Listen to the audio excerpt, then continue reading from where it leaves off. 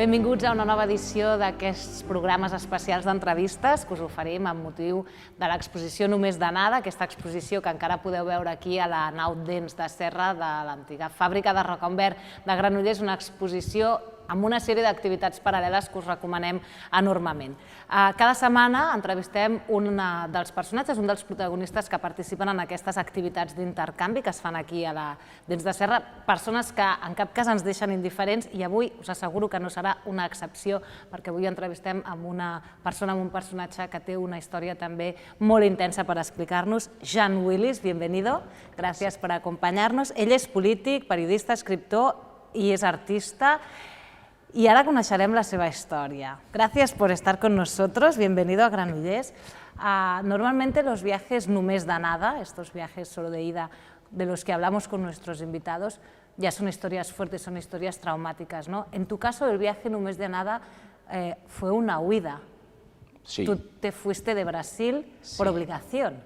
Sí, yo diría que fue un exilio, ¿no? En Brasil, el Código Penal no hay la pena de degredo y tampoco vivimos un régimen. La pena de credo, ¿qué de quieres degredo, decir? que es ser degradado, puesto para fuera, desterrado. Desterrado, vale. La pena de desterro, sí. ¿Vale? Y tampoco el exilio, tampoco yo soy formalmente exilado, porque el régimen que vivimos en Brasil es un régimen, una dictadura enmascarada de democracia, ¿vale? O una democracia de fachada. Entonces, o que me obligó a salir de Brasil fueron las amenazas de muertes, el asedio y la difamación. Entonces, yo no elegí salir. Para seguir vivo, yo tuve que salir, ¿vale? Todo el año de 2018 fue un año muy duro para mí. En este año fue ejecutada Marielle Franco, que era concejala en Rio de Janeiro, mi amiga y mi compañera de partido, ¿no? Y Marielle fue ejecutada en un crimen político muy bien planeado y ejecutado por sicarios de las mafias, que en Brasil llamamos las milicias. Y las milicias tienen relación estrecha con el presidente de la República, elegido, Bolsonaro, que es un tipo facha, autoritario, ¿no? Esta extrema derecha que eligió a Bolsonaro, pero no solamente la extrema derecha lo eligió, pero luego te pregunto sobre esto. Vale, su base de sustentación es básicamente, o que les sostiene ahora es básicamente la extrema derecha. Esta extrema derecha siempre me vio como enemigo a ser exterminado. Vale. Tú eras diputado. Sí. Tú eres escritor, artista, saliste en un programa de televisión que si tenemos tiempo me lo cuentas, ¿no?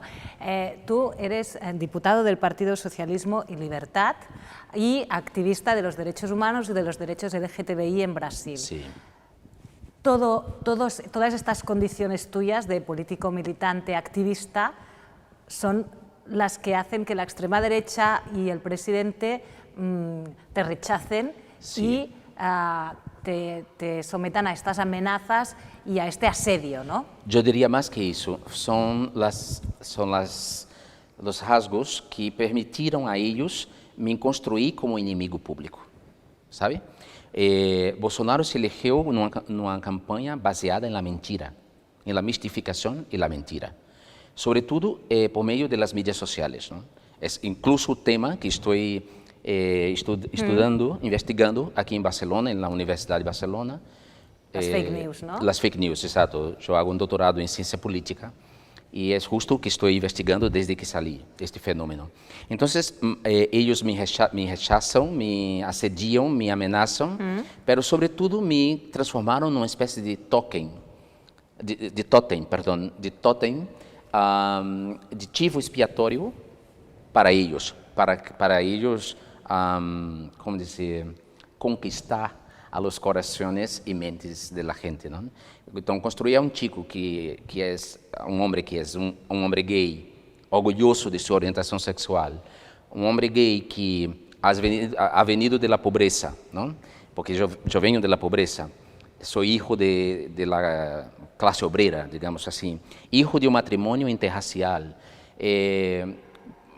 uma pessoa que defende a liberdade das mulheres, não? Por exemplo, a legalização do aborto, parto humanizado, defendo a legalização da marihuana, ou seja, uma agenda política, digamos, liberal, no melhor sentido desta palavra, porque não sou um neoliberal, mas sou...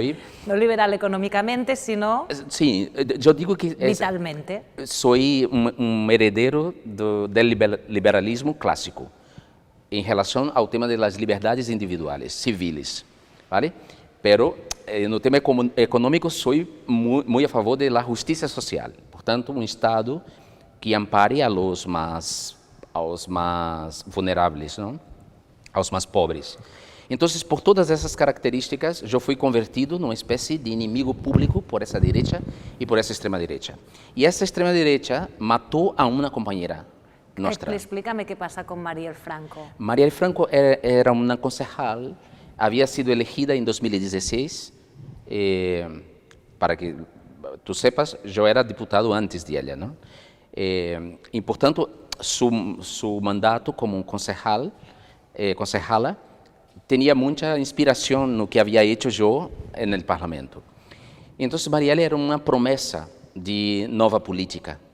Era uma promessa de empoderamento das mulheres, porque además era uma mulher negra e era uma mulher guapa, iluminada. Contra ela não havia nenhuma ameaça, não sofria nenhuma ameaça. Então, a extrema-direita la elegeu justo por isso, porque como não havia ameaça contra ela, ela estava desarmada, ¿vale? Entendes? Desarmada metaforicamente. Não estava esperando que isso se passasse. Eu esperava, porque havia ameaças contra mim. Marcelo Freixo esperava, porque havia ameaças contra Marcelo Freixo, mas ela não sofria nenhuma ameaça. E justo ela foi a elegida pela extrema-direita para ser assassinada, e este assassinato foi uma espécie de recado ao campo democrático. ¿No? ¿Qué pasó? ¿Cómo la mataron? La mataron la emboscaron su coche em uma calle do centro de Rio de Janeiro, e o sicário, que era muito bem treinado, eles se quedaram com quase 3 horas dentro do coche, com as ventanas cerradas, negras, não saíram em nenhum momento, nem para fumar, nada, se quedaram nesse coche.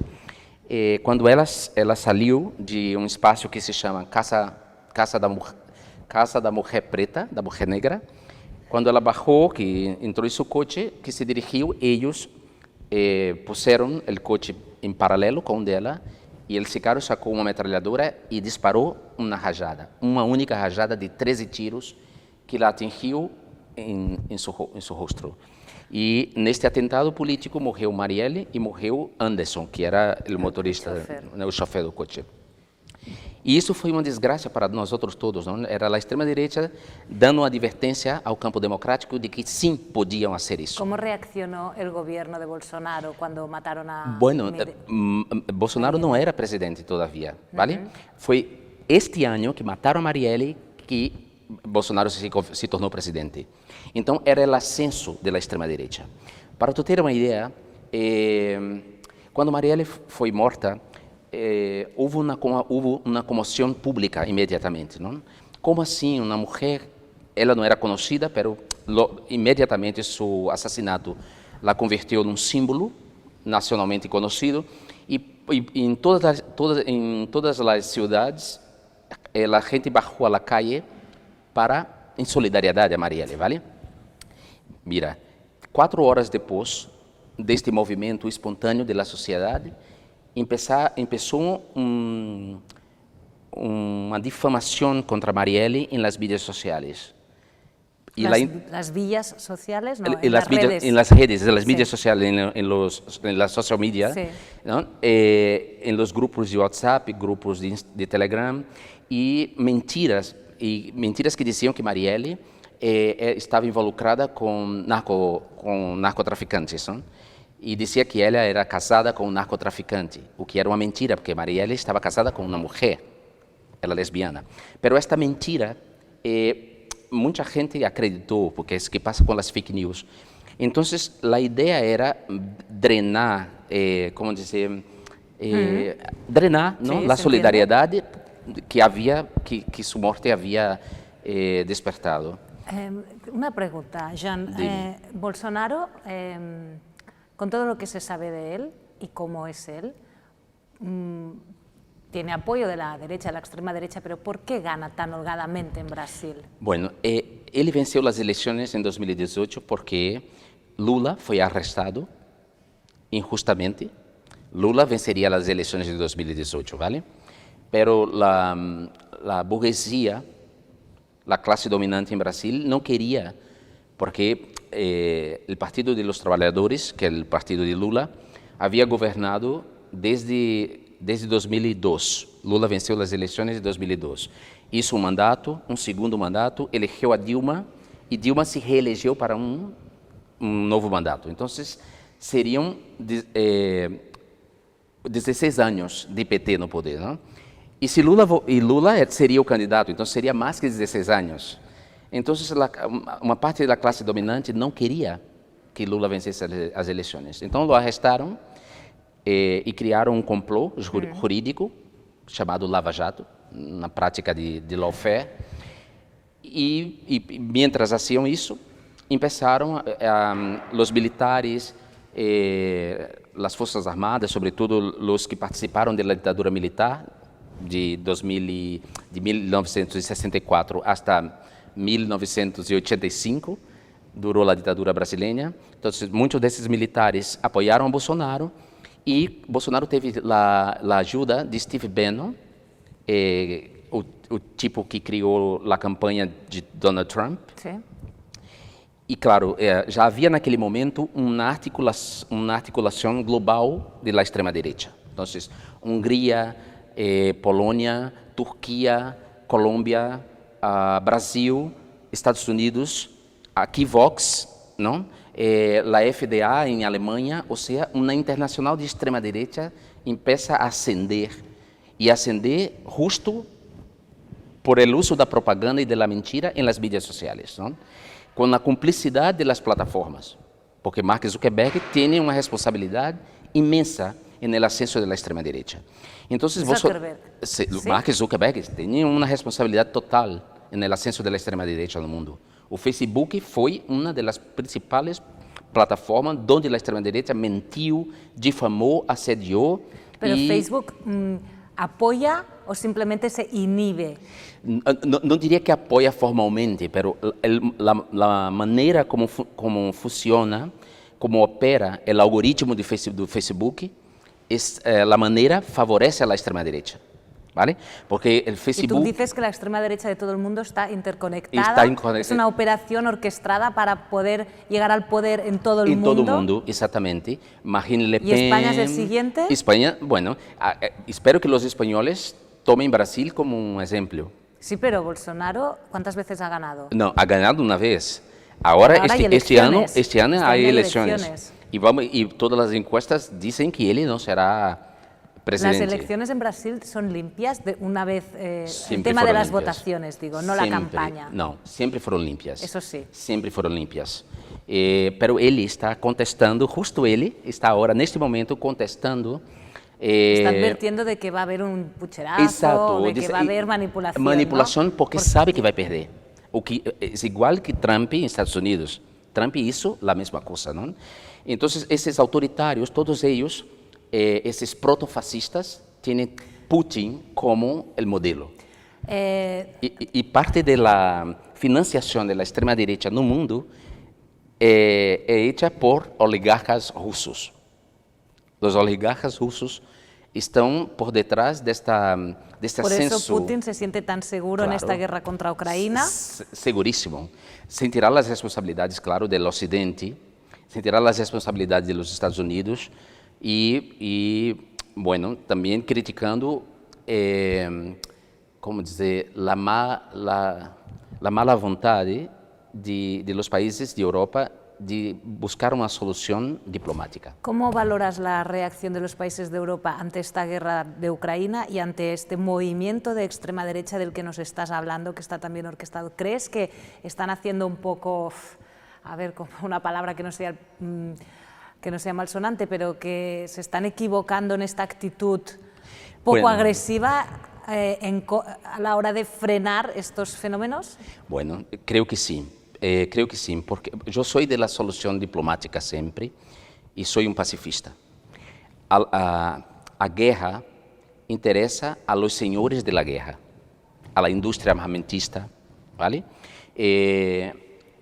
Devemos perguntar quem está enriquecendo com esta guerra, ¿vale? Mientras Zelensky pone su pueblo para morrer na calle e Putin ataca Ucrânia. Quem está ganhando com isso? Não? Quem está perdendo com isso? Quando se passa uma guerra, como uma pandemia, quem são as pessoas que mais sofrem? Então, creio que a Europa está um pouco equivocada em los términos, por exemplo, de enviar armas à Ucrânia. ¿Sabe? ¿Pero qué se tendría que hacer? Frenar a Putin directamente. Hay que buscar la salida diplomática e intentar, sobretudo, porque Putin é um sanguinário, é um ditador, é o modelo, incluso, o modelo para todos esses autoritários de extrema direita e facha ou aspirante a facha, ¿vale? Pero também é verdade que Europa e Estados Unidos han se comportado muito mal em relação à Rússia a lo largo de los años, ¿no? Tras la Guerra Fría.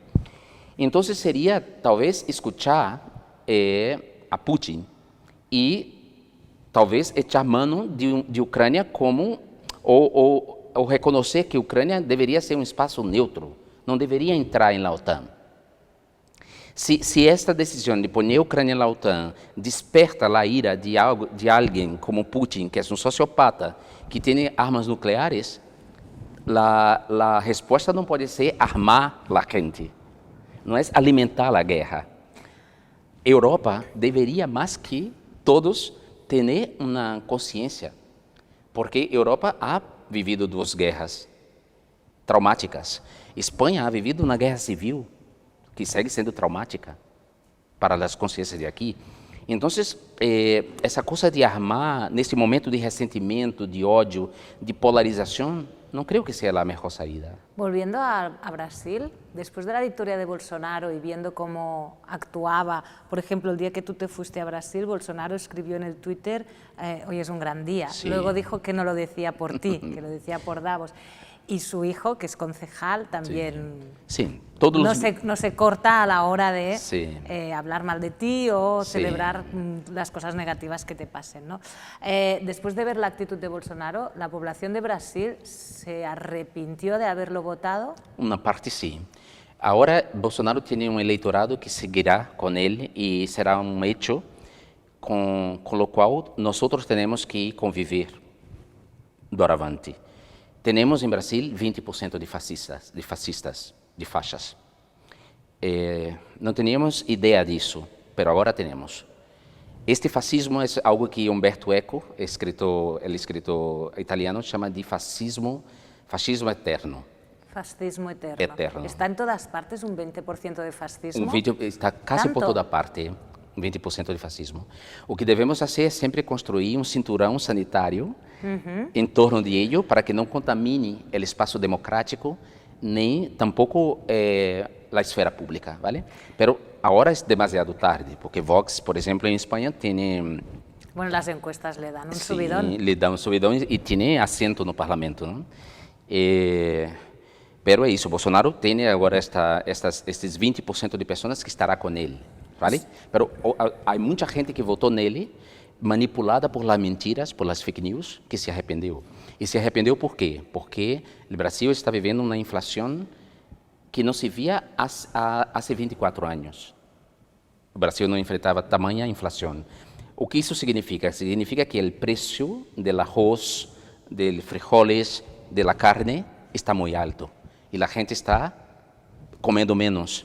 E a gente que... Há muita gente que estava como pobre, que ha bajado para abaixo da linha de pobreza. Então, o número de miseráveis em Brasil ha aumentado. Ha aumentado a quantidade de pessoas em la calle que não têm vivenda. Então, claro, ele sabe que tudo isso é fruto de sua incompetência e, sobretudo, de sua corrupção. Então, qual é a maneira que Bolsonaro encontra de se manter no imaginário? Provocando essas coisas.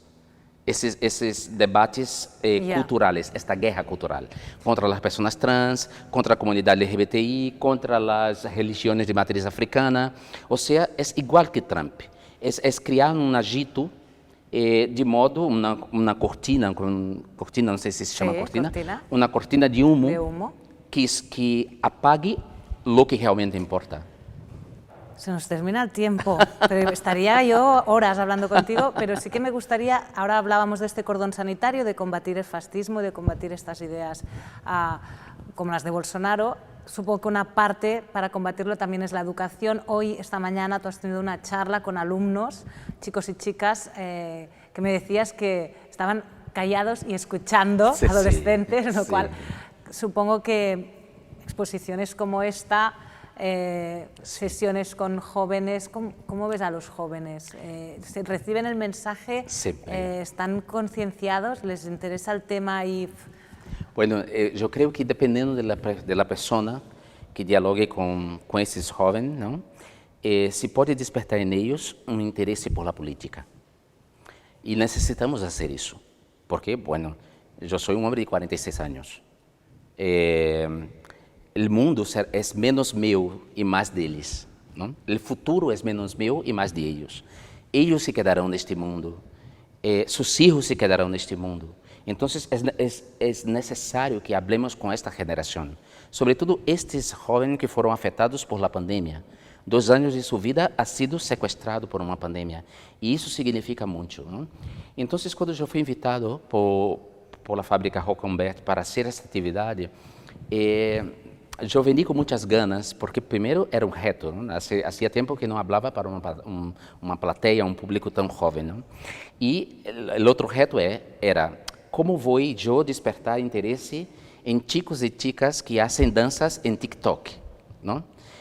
Esta geração das mídias digitais, não? Das redes sociais. Como vou despertar? Então, estava pensando nisso, como manejar a linguagem, como contar a história de modo a tocar-lhes. E logrei. Foi maravilhoso. Foi incrível.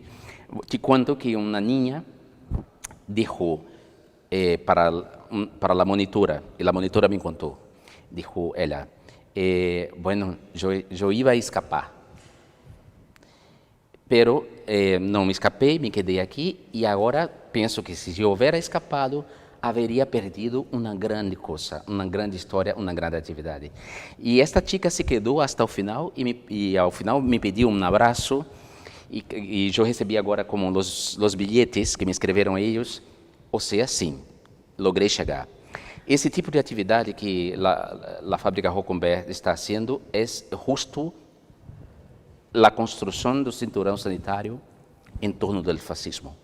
Quando nos ponemos a mirar a gente distinta de nós, quando nos ponemos a charlar, aunque haja divergências, não? Construímos um espaço comum.